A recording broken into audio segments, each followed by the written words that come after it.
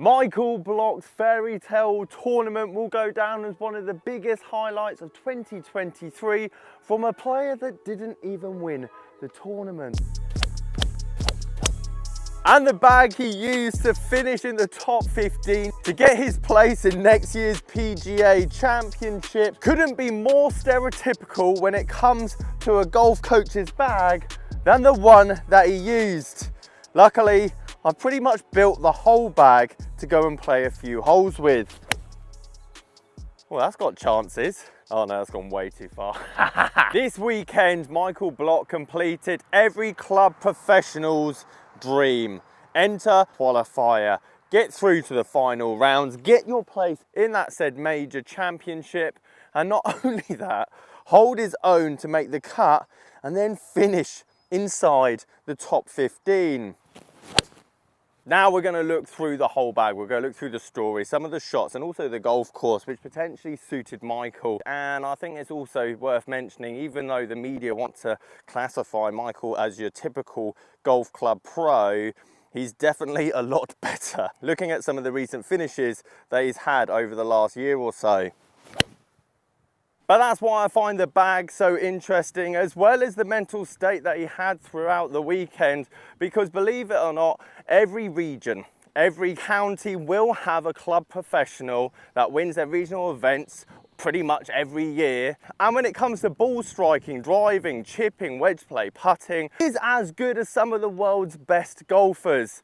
The difference between them and the elite golfers is that those pros are able to do it in every country, week by week, under extreme amounts of pressure. And the biggest achievement in my eyes when it comes to Michael is that he was able to perform day after day as the pressure kept mounting higher and higher. When we look at Michael's bag that won him just over $300,000, getting exemption into the PGA 2024 tournament, as well as getting the phone call that he is also playing in the next PGA event next week, this is a mixed bag. This is not new. This is your typical club pros bag. We're talking lead tape, we're talking putter that is ancient, and let's be honest, a rather brand new driver, which, let's be honest, is probably the best advertisement TaylorMade has had all season when it comes to their woods. Which brings me on to the golf course, as Michael, understandably, has one of the slowest club head speeds and slowest ball speeds of all week. He was deadly accurate with the thing. Oak Hill, you had to find a fairway,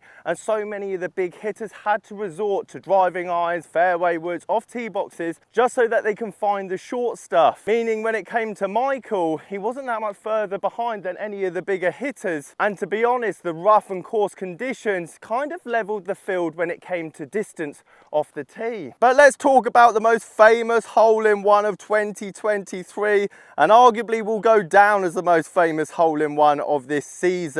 It was so well hit, a slam dunk in the hole with these TaylorMade Tour Preferred MC irons that Michael himself didn't even realise it had gone in the hole. Rory himself told him, "You hold it." The cheers from the crowd went wild, and to think that hole-in-one was the difference of him getting in the top 15, getting that exemption into next year's tournament. And the fact he did it with a set of irons that are ancient. So old, so cheap. You could pick up a set of these TaylorMade Tour Preferred MC irons for around £200 comfortably. Thank you to the boys at Replay Golf for very quickly sourcing all of these clubs, especially the putter, which had to be dragged out of the back room, as even as famous as it is, most people would still overlook it if you've just started the game. I absolutely love the sign of lead tape on the back of irons, because that is your stereotypical OG club professional. Not necessarily something that I see nowadays, but back in the day that was a thing. Put more weight behind the back of the head, sort out your swing weighting, and there's no question those irons have been in the bag for an incredibly long time. That being said, I think we could all agree if Michael gets a golf club contract giving him a bit of money to play a particular brand, and he gets rid of the TaylorMade Tour Preferred MCs for a chunk of change, I don't think any of us will be able to blame him. Again, rudimentary club modifications didn't just stop with the irons. We had that typical Sharpie line down the Odyssey 2-ball white hot that he had. And again, thank you to the boys at Replay for finding me this Odyssey white hot, and the best advertisement Churchill Retirement Living has probably ever got off that putter face. It just goes to show when it comes to golf clubs that are specific for particular golfers that know the ins and outs. We're not talking raw distance, we're talking something that works, and something that works when you don't necessarily catch it right. Confidence is everything, and that last putt on the 18th to get in the top 15 was everything. And if we were to tally up the total price for the bag so far when it comes to the irons and then the putter, we're looking at about $300, £280 maximum. And there's still some absolute old treasures throughout this bag, which really goes to show it's more about the player than the equipment itself. Oh, I might have to put these in the bag as well. Oh, sit down a touch. Oh, that's gone long, isn't it?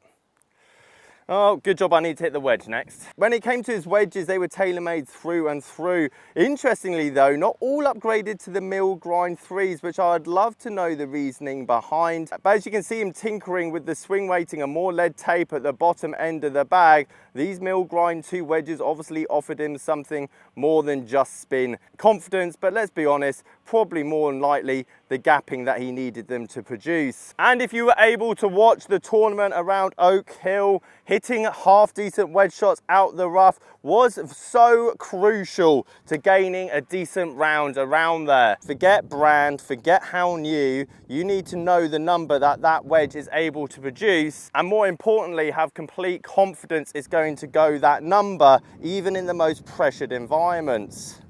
Now spot the mistake I made when picking up clubs from Replay this morning. I picked up the Stealth, didn't I? Not the Sim, which they did have in stock. And if you want the Sim UDI, you're looking at around £100, £110. And to be perfectly honest, after trying the Stealth and the Sim side by side, they're exactly the same anyway. Point being is the driving iron can be quite standalone, quite similar to the putter. Woods typically you would match, not always, but driver 5 with 3 wood, all quite similar in brand and set makeup.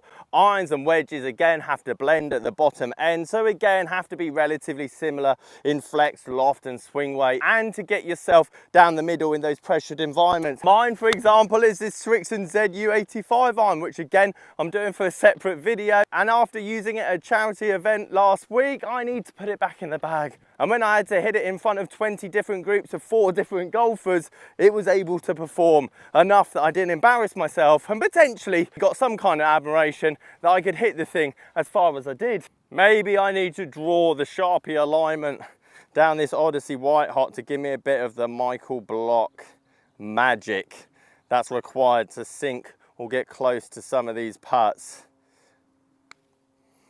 Or maybe I just need to start practicing my putting more out on the golf course. The last piece to the puzzle, another tailor-made M5 fairway wood. I did a video on this saying how reasonable these things were, considering this was £329 when it was first released, which is an exceptional amount of money for, well, a fairway wood. Now I have the 3 wood fairway, not the 5 that Michael has in the bag. But again, the fact that he has an M5 5 wood in the bag just goes to show he loves it.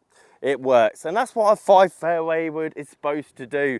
Give you that confidence, going to go forward, that added backspin, that added loft is going to help on the off-center shots. And to be perfectly honest, it's as fast as anything else that's come out by TaylorMade, or any other brand for that matter. That is absolutely gone.